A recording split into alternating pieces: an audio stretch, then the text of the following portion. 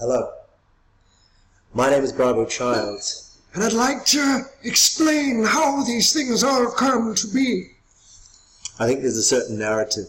We love stories. We love technology, innovation, pioneering. We love human healing. We love sharing.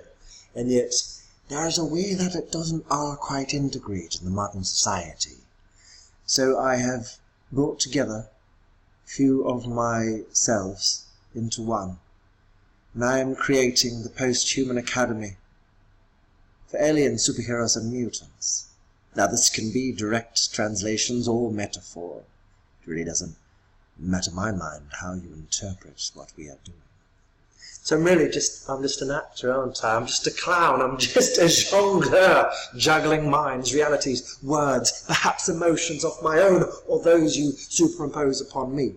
The point is, we create events, we create alternate realities through festivals, experiences. It might be like a one-on-one thing. It's just you and I in a bus stop. Maybe I can ask you a question, get your help. You know, it would be helpful if you could be the helper rather than the victim. What I want to see is that people are recognized. Through so much of our social veneer, our masks, our fear, all of the insulation, we are not able to witness each other, and we become alienated from our own kind. But there is a nobility within. There is an essence and understanding and innate connectivity to nature and to our fellow human beings that is pounding in our chest, and yet we do not have the channels along which to engage and to fully express and embody those parts of ourselves which we don't even allow ourselves to recognize. But I'll recognize human. Why?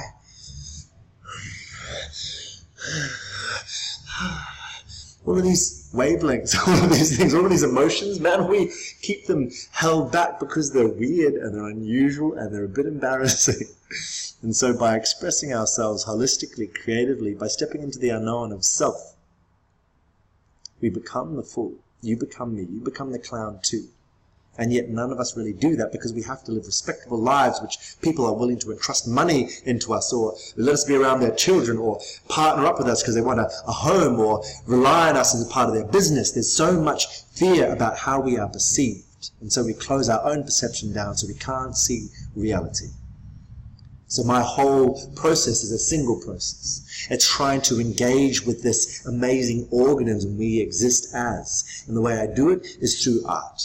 But it doesn't start and finish as art. It has a whole pipeline, a whole reproductive system of its own. It's its own organism. And how it works is it starts as an idea, a dreaming, a concept, a poem, an inkling. And that's cognitonaut, explorer of ideas.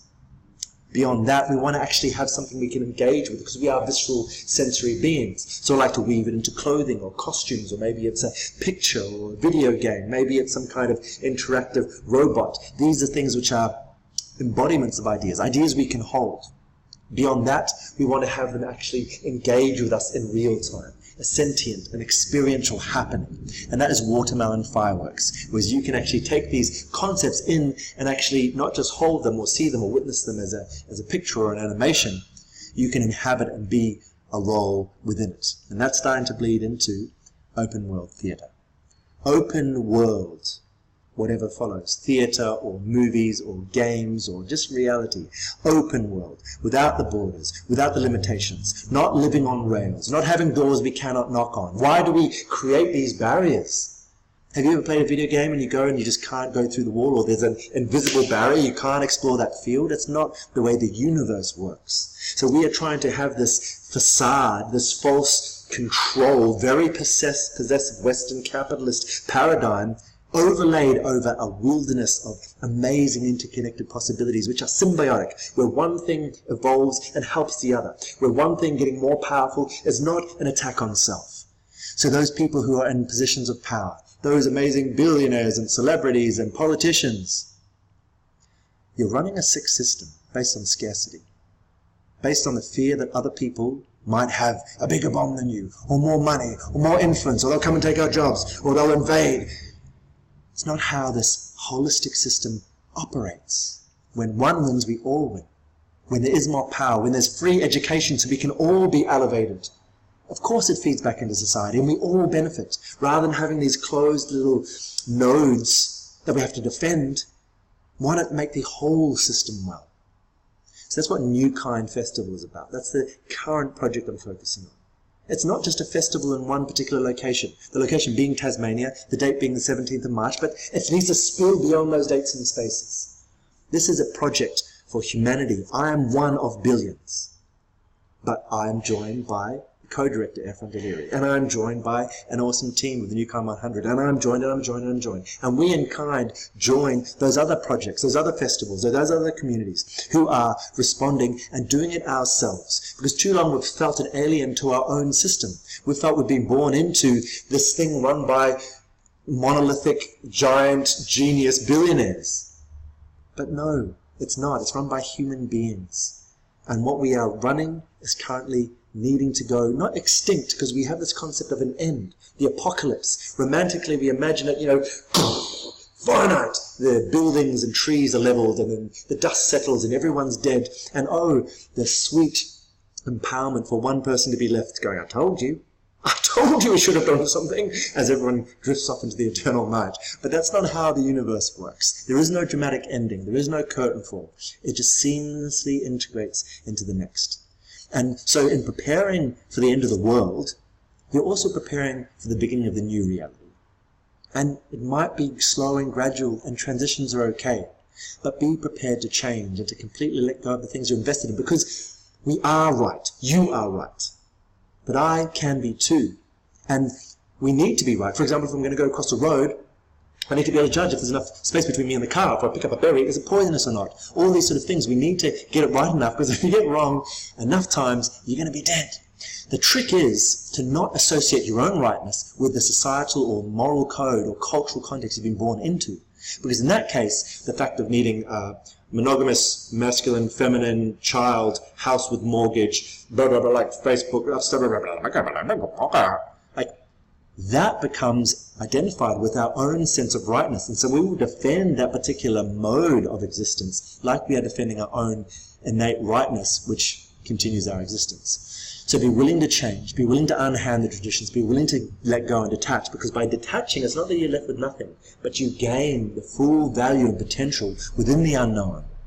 Chaos and magic, these things are not dark and dangerous, and also light and dark is not good or bad.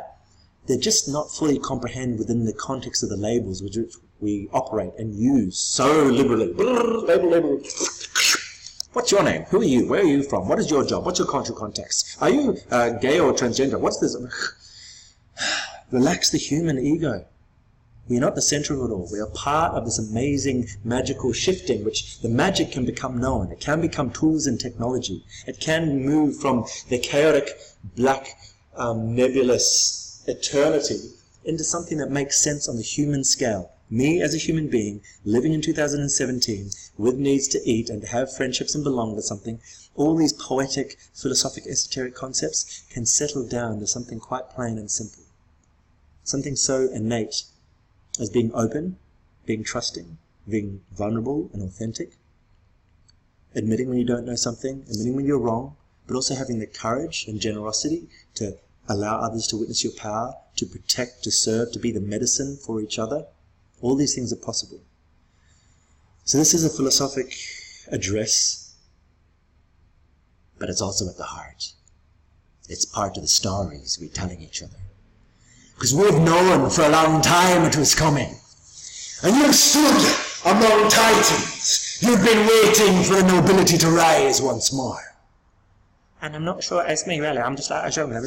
I'm on the sidelines because I don't need to, have a crown on my head. a paper conical flask that I can drink out of, really. It's not me. I'm not the second coming. I'm just a man. But the thing about being just a man is that even that's limiting. Because I can be trans-binary. I can be trans-national. I can be transgender. I can be transitional, moving from one to the next, from the plus to the minus, from what's ahead and behind us, corally finding an axis right here and now, to bravely step out, to think, cognito not, to act, beautiful Frankenstein, teapot primitive, these are just labels, watermelon fireworks, experiences, festivals. It's the magic of the everyday, which we add to through our perception of it. We are witnessing this video, or the card games I might make, or the stories and the characters you might come to the festival, but really what I'm doing is handing a series of ingredients. All of your subjective reality is already held within you. It's like you have all the ingredients to the cake. I can send a signal out through sound, through symbols of words. Maybe I'll wrap you in, fur and suspend you in water, all these sort of things. They actually only arrive at your surface. And from that moment, you integrate it into your internal network and send the signals through to your brain/mind, and you assemble your own reality within your subjective universe. And that is what you have. So I'm asking all of us to A, open up to the signals, and B, deeply create a reality of our own making. Because our subjective reality is only ours. And then to have the humility that when we share what we see with others, we realize it is purely an opinion. All of these things we ravenously, savagely defend are just an opinion. It's okay to be wrong in another's opinion. You are not wrong in yourself. You can be right and you can continue to survive. You have a right to life. And let this life fully breathe and expand and satiate its desire to belong to itself and witness itself, to join me and call me out, because I feel underutilized. I've got so much energy and so much creativity, and I want to work hard and work long days and open, and I trust you. I trust people as soon as I meet them, until I feel that their fear is leading them down a path of betrayal, and then I try and stand up and go, nah man, you stand up and step back into your nobility, because I want to engage with a true big powerful you. And I want to hold a space with many titans. I'm not leading anything. I just want to walk amongst amazing people, generous, open-hearted people, people with a savage desire to be affected. Not to just affect, but to have that mutual exchange of I will give so much and I will receive so much and I will witness you unhanded in my opinion so you can demonstrate to me your personal reality. And that is the benefit of art. Is the expression of the intangible, turning these ideas, the poetry, the inclinations, into something we can all share in. And at the end of the day, we're all just these monkeys coming and sharing these berries and drawing them back to our little caves, our mental creations, to benefit. Because we have different signals, which can then create a new mix of these component parts. But it's not about taking the berries from outside, inside. Instead, it's realizing that you can only take it to your lips. And from there, it signals the red and the juice and the sweet and the sour, which you already contain.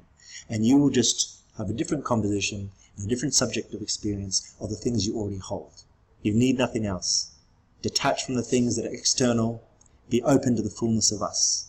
I'm Bravo Child, a cognitonaut explorer of ideas. And this is just a reach out as an aspiring mage, a magician, a crafter of experience, an artistic director, an actor, a healer. All the facets of humanity that you witness in me are within you, and I want to play them out in your story. Contact me, be a part of this. I would love to be a part of you. We are doing things. We are across the globe. We are the rebel minds, but what are we fighting against? We're fighting against our own containers. It's not an us and them. It's all of us trying to have the bravery to step out of the confines of this destructive atrophy that we are currently being drained by. Up and up and up. A new reality. We don't have to crush and have necessary evils. Let's get organized, get focused, be open, passionate, vulnerable. Make the mistakes, learn, keep falling forward together. And we can launch with forward flips off the giants who have been behind us. And we can generously let our palm roll out in our deathbed so that others may walk forward and do things we never conceived of. You don't have to understand it all. You just have to be open-handed and allow it to continue to flow.